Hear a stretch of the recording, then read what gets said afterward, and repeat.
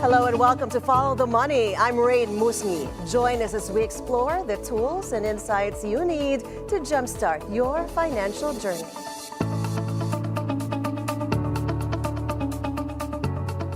In recent times, the Management Association of the Philippines, or MAP, has actively voiced its stance on various pressing national issues, from urban transportation policies to economic legislation.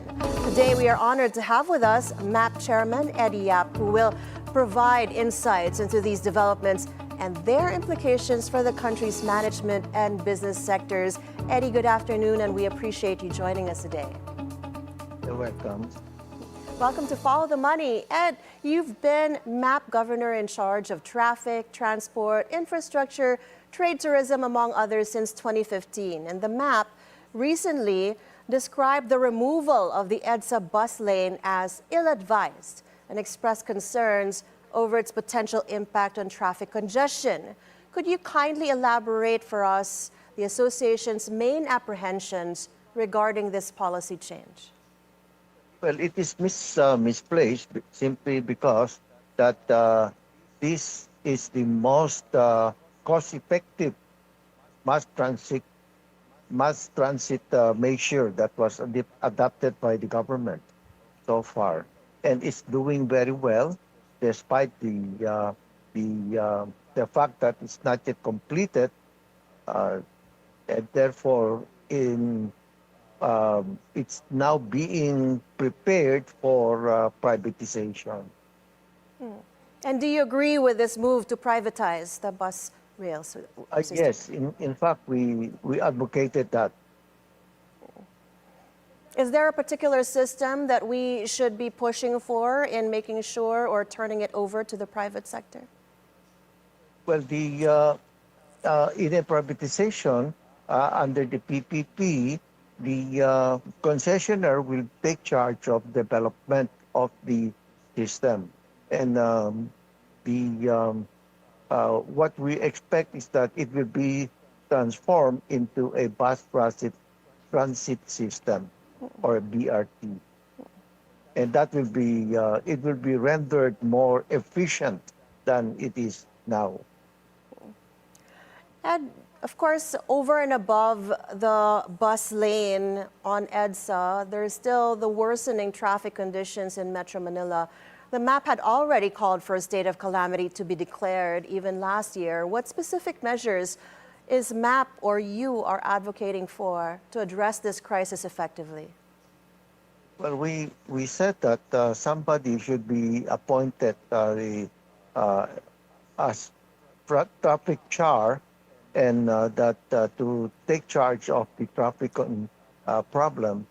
Now, we recommended that Manila be divided into 4 zones, with each zone headed by a zone manager, because Metro Manila is quite large.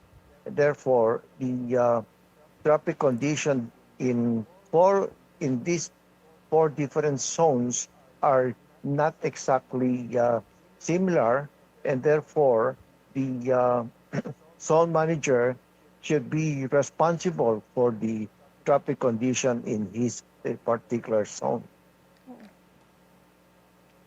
You also pointed out that infrastructure development remains a concern for businesses.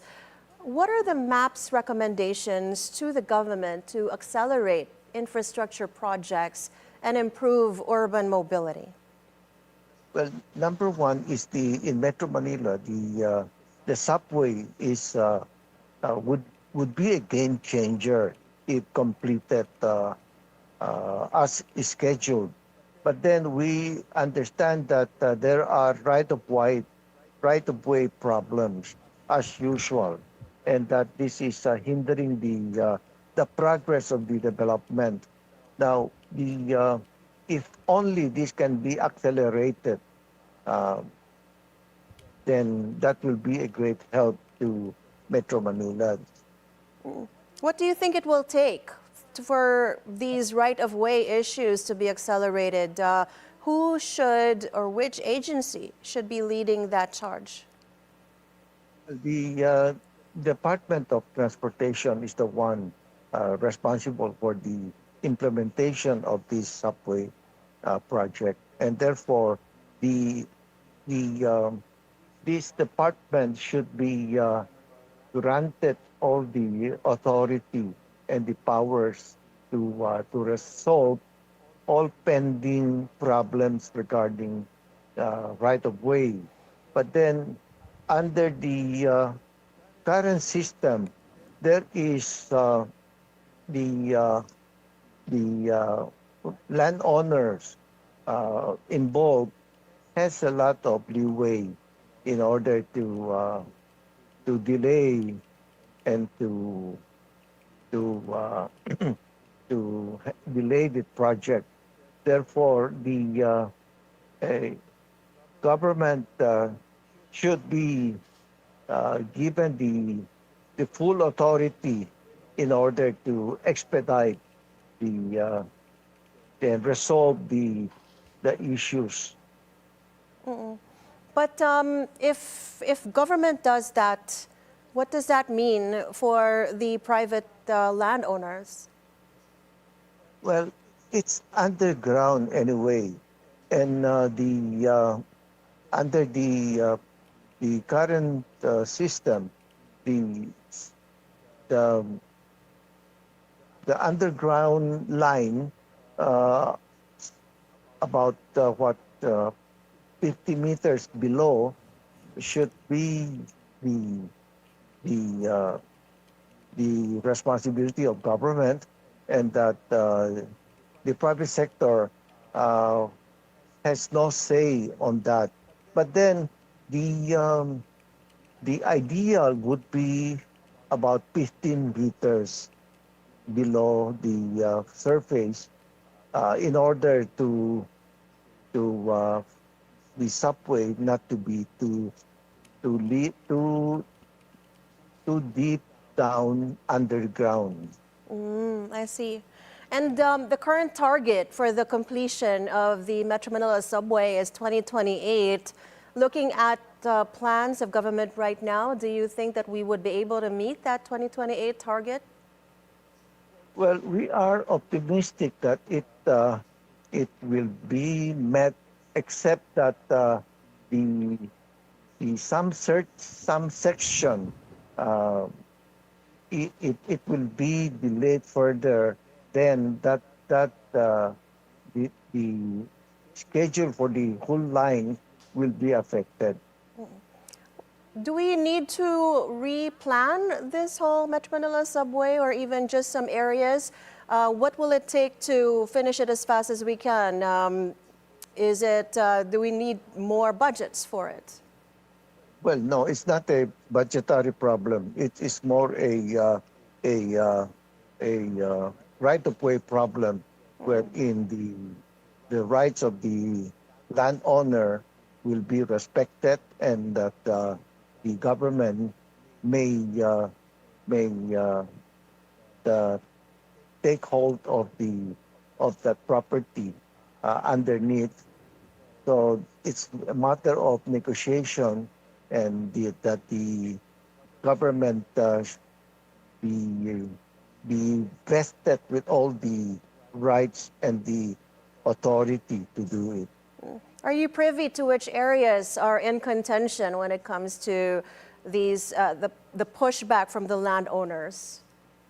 Well, we understand that there is one property, for instance, in the central area of the line in Pasig, where the negotiation is still pending. Understood. If it's all right with you, I'll catch on with that budget concerns.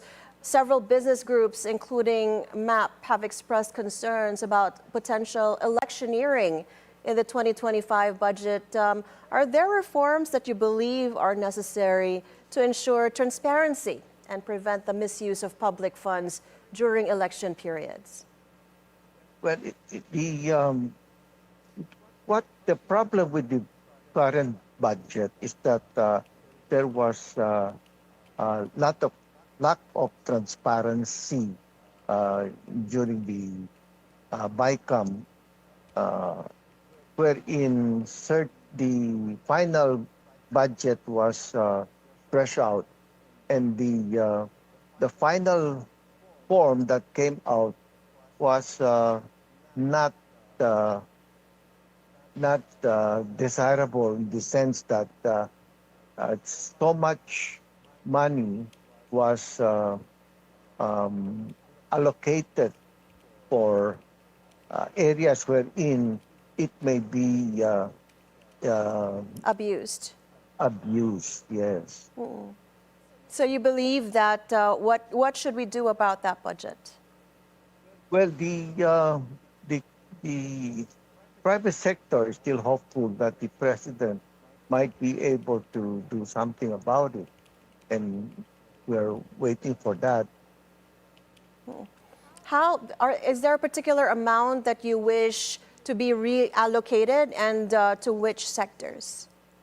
Well, it's not exactly the amount that is the problem, uh, but there are, let's say, about 200 billion pesos that was allocated for certain projects, which may be uh, better earmarked for other more uh, vital projects. Like, for instance, in education, we we know that the education sector is suffering from severe problems.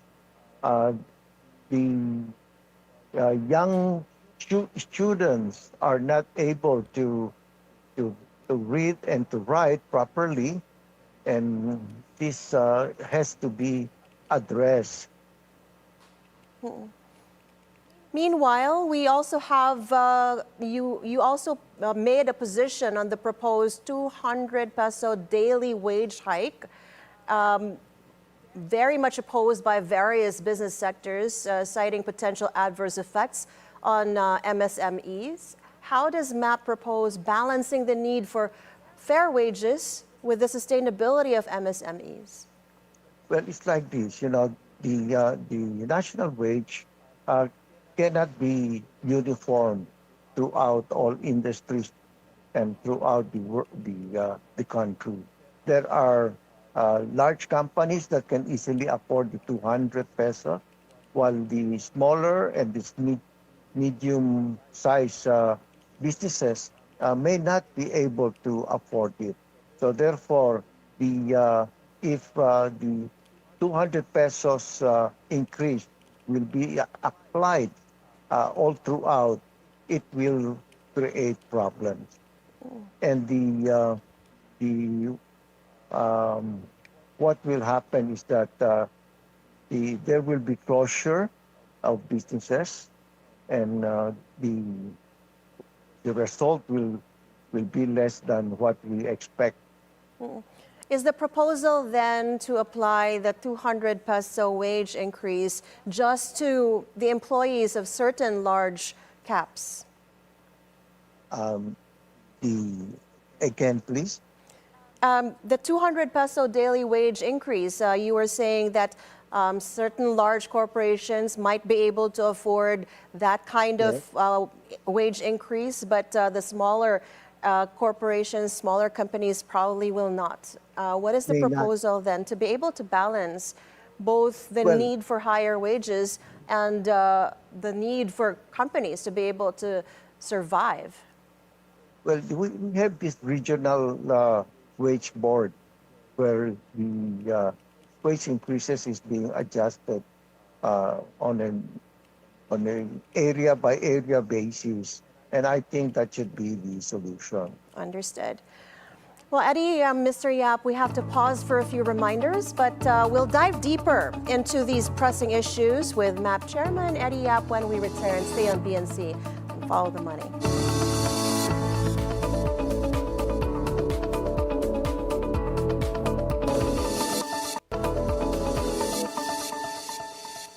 Welcome back to Follow the Money. We're still with the chairman of the Management Association of the Philippines, Mr. Eduardo Yap. Mr. Yap, in light of the recent political tensions between Of course, we're talking about the U.S. President Trump and various countries, primarily Canada, Mexico, and China. There are a lot of global economic uncertainties. Are there strategies that you feel Filipino businesses might be able to adopt to remain competitive and resilient in the international market? Well, so far the Philippine economy is not affected by the developments in Washington D.C.